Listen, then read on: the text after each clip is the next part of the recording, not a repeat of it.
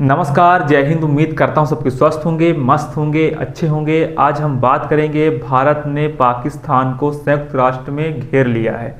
आप लोग जानते हैं भारत में बीते दिनों जो घटना घटित हुई है, कार ब्लास्ट हुआ, जिसमें आतंकवादी गतिविधियों के द्वारा ही यह कार हुआ है। इसके बाद हमारे भारत देश ने पाकिस्तान को संयुक्त राष्ट्र में घेरा है।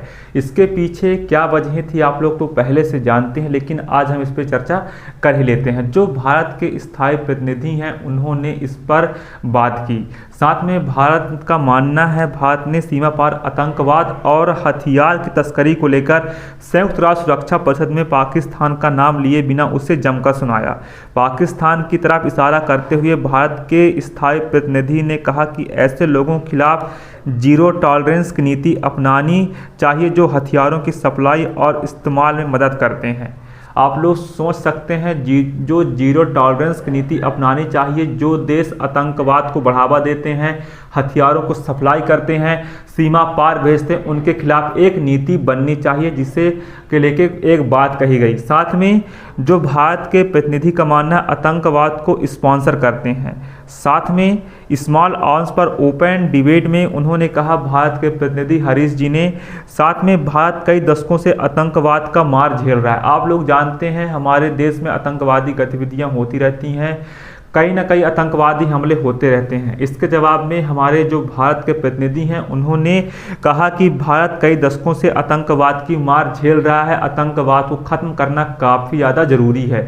एक वैश्विक चुनौती बन गई है आतंकवाद, और जिसको सपोर्ट कौन कर रहा है आप लोग तो जानते हैं, पाकिस्तान ही कर रहा है। साथ में आप लोग ये भी जानते हैं कि इसलिए हमें छोटे हथियारों और गोला बारूद के राज्य विरोधी तत्वों और आतंकी गुटों तक पहुंचने खतरे अच्छी तरह पता है। जो भारत के प्रतिनिधि का मानना है उन्होंने कहा कि हमें छोटे हथियारों, गोला बारूद के राज्य विरोधी तत्वों और आतंकी गुटों तक पहुंचने खतरे में अच्छी तरह पता है। साथ में आप लोग ये भी जानते हैं कि लाल किले के पास धमाके के कुछ घंटे बाद भारत की यह प्रतिक्रिया। हरीश जी ने आगे कहा, भारत सीमा पर आतंकवाद से पीड़ित रहा है, जिससे हमारी बॉर्डर पर तस्करी किए गए गैर कानूनी हथियारों का इस्तेमाल होता है। अब तो ड्रोन्स का भी सहारा लिया जा रहा है। हमारे जो भारत के स्थायी प्रतिनिधि हैं उनका मानना है कि अब तो ड्रोन्स का सहारा लिया जा रहा है, आतंकवाद को बढ़ावा दिया जा रहा है। आप लोग सोच सकते हैं यह जो ब्लास्ट हुआ है यह एक मास्टरमाइंड के चाल के द्वारा हुआ है, और जिसे आतंकवादी गतिविधि के द्वारा ही कार ब्लास्ट हुआ है। तो जिसमें हमारे भारत के जो स्थायी प्रतिनिधि हैं संयुक्त राष्ट्र यूएन में, उन्होंने पाकिस्तान के नाम लिए बिना उन्हें घेर लिया है। आप लोग सोच सकते हैं इसमें कई चीज़ें बातें सामने आ रही हैं। आप लोग जानते ही हैं ये जो चीज़ें घटित हुई है, यह भारत हमारे देश अभी कुछ दिन पहले ही पहलगाम हमला हुआ था, उसके बाद दिल्ली में कार ब्लास्ट होता है। ये चीज़ें काफ़ी ज़्यादा गैर जिम्मेदाराना हैं, जिसमें आतंकवादी गतिविधियां लगातार बढ़ रही हैं। इस आतंकवादियों को सबक सिखाना काफ़ी ज़्यादा ज़रूरी भी है। तो इसलिए भारत संयुक्त राष्ट्र में इस मुद्दे को उठाया है।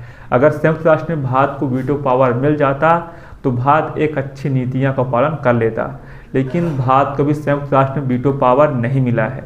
इसके पीछे कई वजह हैं। आप लोग तो जानते हैं भारत को सिर्फ रूस, फ्रांस, ब्रिटेन और अमेरिका ही सपोर्ट कर रहा है, लेकिन चाइना भारत को वीटो पावर के लिए सपोर्ट नहीं कर रहा है, जिसके चलते भारत को वीटो पावर नहीं मिल पा रहा। अगर चाइना भी सपोर्ट कर दे तो भारत को वीटो पावर मिल जाएगा।